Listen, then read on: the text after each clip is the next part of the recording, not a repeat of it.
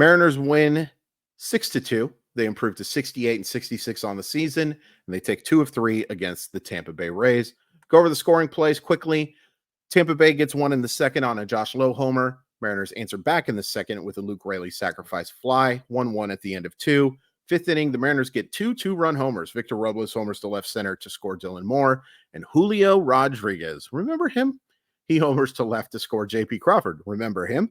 To make it 5-1 at the end of 5. Tampa Bay does get one in the top of the 6th. A Dylan Carlson single to score Brandon Lau, 5-2. But they get out of that jam, and in the 8th, some insurance that wasn't needed. Randy Arozarena homers to left center, 6-2. Mariners win. Had to have it. Had to have it. The negatives from this game are a couple of bad offensive performances from your catchers. Big Dumper struggled 0-4 with a strikeout, and Mitch Garver 0-3 with 2 strikeouts.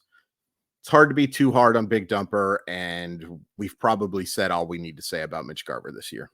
Here's hoping 2025 goes a lot better, because you just can't count on Mitch Garver whatsoever. He's just your backup catcher from this point on. Crazy. The Phillies got their butts kicked. Astros win 10-0, so they gain no ground in this one. At least they didn't get no hit. I've seen enough Astros no-hitters for my lifetime. And the only other thing I wanted to say was, I don't know if I owe you an apology, but I felt like yesterday's video was too negative. Like, I was frustrated, of course, and I record these so soon after the games, and, but there was a little too much negativity in that one for me. I didn't even bother reading the comments because there wasn't a lot of good that came from that video. I really appreciate the support.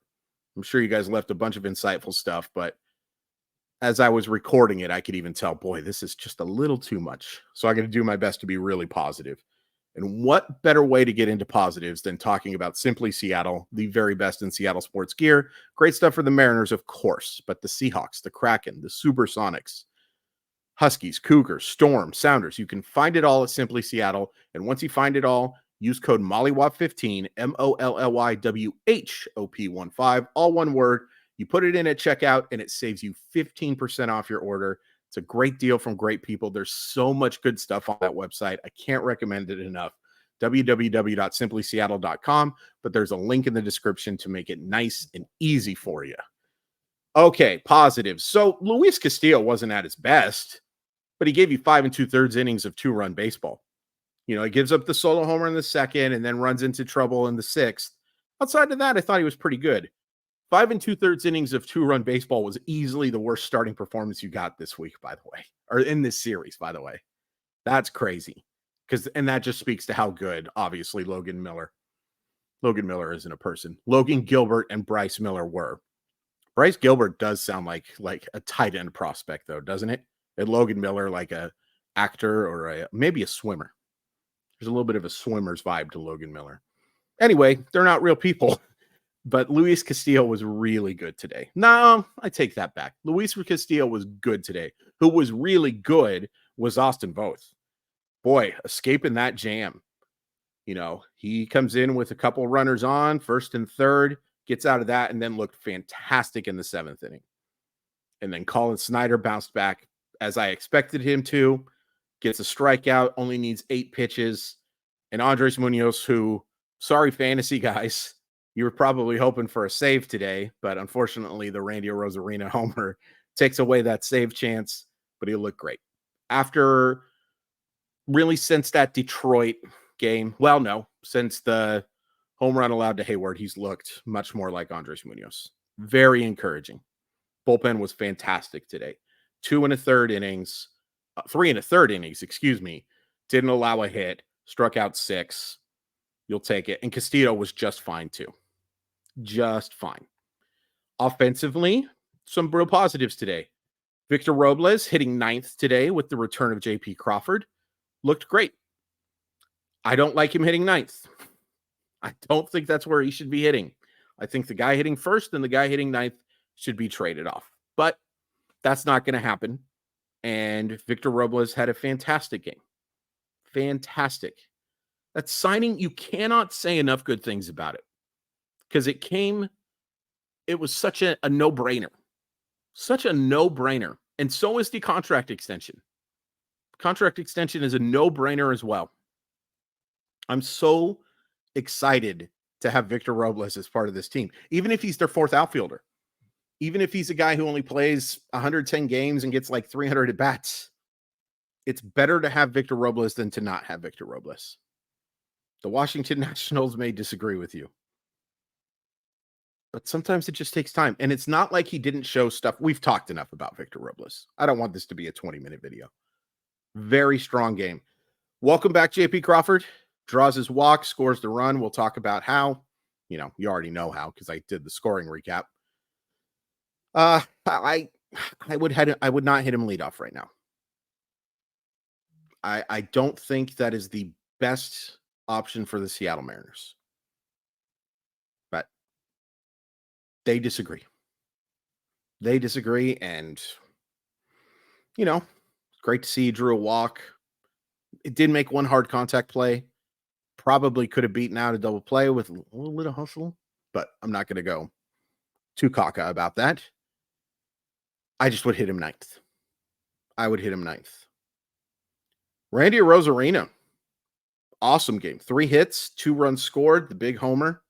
I mean, loud homer. That's for dang sure. Randy struggled there for a little bit. He was getting on base at an okay clip compared to his average, But they need him to be this version. I'm not asking him to go 3 for 4 with a homer every night, but I need a lot more of these games. I need a lot more of these games from Randy Arozarena. And he's more than capable of doing it. More than capable. I would almost bet on it. I've just seen it too much. Honestly, if Randy Arozarena falters down the stretch, the conspiracy theorists who believe that the Seattle Mariners are cursed have their top of their evidence. One of the most clutch players in the last 25 years in the sport. If he can't get it done in this clutch moment, there you go. Now, I still would say that's nonsense and it's more about bad management and bad ownership groups, but there you go. You would definitely have something. Dylan Moore gets a hit and scores a run. Luke Raley drives in the run. Jorge Polanco gets a hit. We've talked about, gosh dang, it's good to see Julio Rodriguez do that. It's just nice to see Julio Rodriguez make hard contact and drive a baseball out of the park. And I don't think it's been talked enough about. Number one, he still played great defense all year. And for the most part, he did get caught stealing today, but for the most part, he's been a pretty darn good base runner too. Very fast base runner, that's for sure. I don't think you can overstate how hard it is for a hitter to come back after missing a month, basically a month, 3 weeks, whatever that, you know what I'm saying, to miss as much time as Julio Rodriguez missed with no rehab assignment. For a hitter who it's become abundantly clear to me, now all hitters rely on timing, right? It's an extremely important part of hitting. I think it might be more important for Julio Rodriguez than others because we have seen this, and look, he's 23. There's lots of time for him not to be this player. But what we have seen so far in his 3 seasons, my sister's calling me. She wants to talk about Julio too. I'm babysitting in just a sec, which is a perfect thing because I don't want this to be another big long video either. I actually have found out that you guys watch for about 7 minutes. Now, some of you watch for 10 seconds and some of you watch for the whole thing. That evens out to be 10 minutes if it's a 20-minute video. So, and there's not a large enough sample for that not to be true. Anyway, I'm going to try to do more 10 to 12 minutes. So, yeah, this long explainer is really helping my cause. Anyway, we were talking about Julio, right? I think Julio, over his career, has shown that he's an extremely streaky guy who timing is significant for him. Even as strong as he is, even with as much bat speed as he has, we haven't seen him really luck into a lot of hits, right? There's been some because of his speed, but we really haven't seen those bloopers drop in. Some, but not nearly as much as you'd think.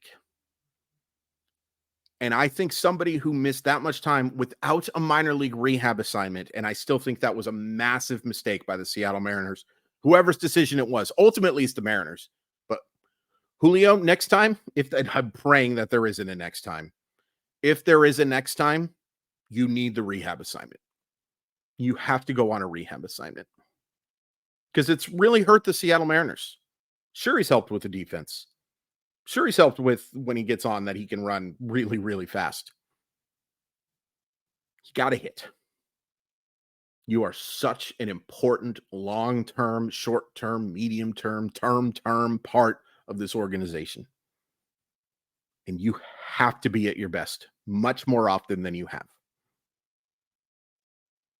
Like, to say I have no long-term concerns about a 23-year-old who has shown what Julio Rodriguez has shown, and not just shown, it's not like we're talking about like a couple weeks here and there.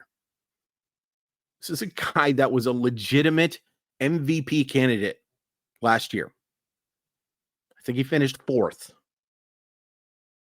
He hasn't been good enough this year. He's had some bad luck. He's dealt with some injuries, and he just hasn't gotten the results. Doesn't matter why. But if you can get these kind of results from Julio Rodriguez down the stretch, you've got a great, great, great shot. And again, you don't need him every day, but you need him more often than you've gotten him, to say the least. To say the very least, you've got to get him more often. So you get the series win. You've got an off day.